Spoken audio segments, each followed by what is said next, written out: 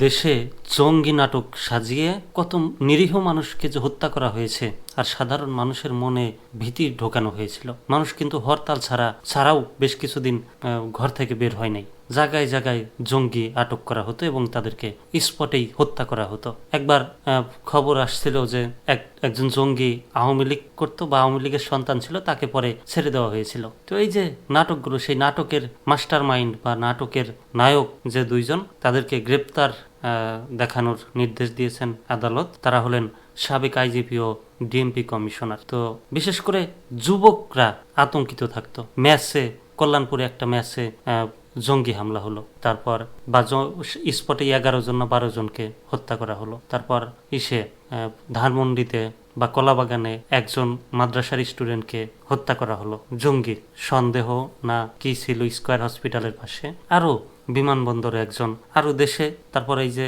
Holey Artisan, সবই কি নাটক ছিল কিনা খতিয়ে দেখা উচিত। কারণ যুবকরা দেখেন, যুবকদেরকে কিন্তু টার্গেট করা হতো। ইউনিভার্সিটি, প্রাইভেট ইউনিভার্সিটির, মাদ্রাসার, তারপর ভার্সিটির যুবকদেরকে টার্গেট করে এই নাটকগুলো সাজানো হতো। দেখেন, আল্লাহর এমনই এক খেলা, এই যে যুবকরা বাংলাদেশের তরুণ সমাজের হাতেই দেশ আবার ফিরে এসেছে।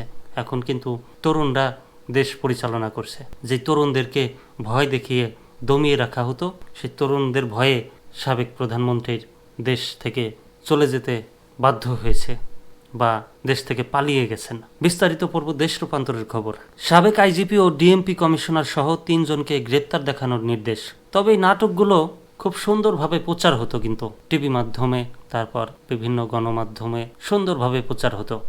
এই প্রচারের কি কোনো দায়ভার আছে কিনা অবশ্যই কমেন্টে জানাবেন। রাজধানীর কল্যাণপুরের জাহাজবাড়িতে 2016 সালে জঙ্গি নাটক সাজিয়ে 9 যুবককে, এই যে কল্যাণপুরের ঘটনাটা আমি যেটা একটু আগেই বললাম, রাজধানীর কল্যাণপুরের জাহাজবাড়িতে 2016 সালে জঙ্গি নাটক সাজিয়ে 9 যুবককে হত্যা মামলায় সাবেক আইজিপি AKM শহীদুল সহ 3 জনকে গ্রেপ্তার দেখানোর নির্দেশ দিয়েছেন আদালত। সাবেক আইজিপি ছাড়াও অপর 2 জন হলেন সাবেক ডিএমপি কমিশনার আসাদুজ্জামান মিয়া ও মিরপুর জোনের উপকমিশনার জসিমউদ্দিন মোল্লা। প্রসিকিউশনের আবেদনের পরিপ্রেক্ষিতে সোমবার বিচারপতি মোহাম্মদ গোলাম মুর্তজা মজুমদারের নেতৃত্বে 3 সদস্যের আন্তর্জাতিক অপরাধ ট্রাইব্যুনাল এই আদেশ দেন।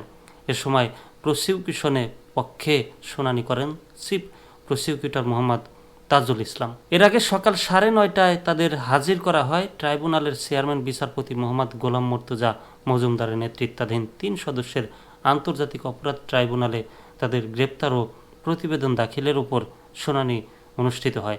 পরে আদালত এ আদেশ দেন। উল্লেখ্য, 2016 সালের 26 জুলাই রাজধানীর কল্যাণপুর বাস স্ট্যান্ড সংলগ্ন 5 নম্বর সড়কের জাহাজ বিল্ডিং নামের একটি বাসায় জঙ্গি আস্তানায় অভিযান চালায় আইন শৃঙ্খলা রক্ষাকারী বাহিনী। পুলিশের অভিযানে 9 জন জঙ্গি নিহত হয়েছে বলা হয়।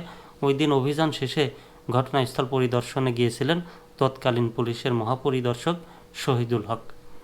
তিনি বলেছিলেন, নিহত ব্যক্তিরা নিষিদ্ধ জঙ্গি সংগঠন জামাআতুল মুজাহিদিন বাংলাদেশের সদস্য।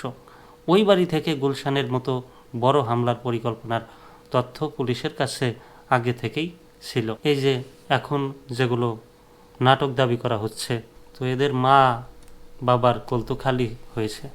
মা বাবার কোল খালি করা কতটা অভিশপ্ত, কতটা বেদনাদায়ক সেই পরিবারটাই জানে, সেই মা বাবাই জানে।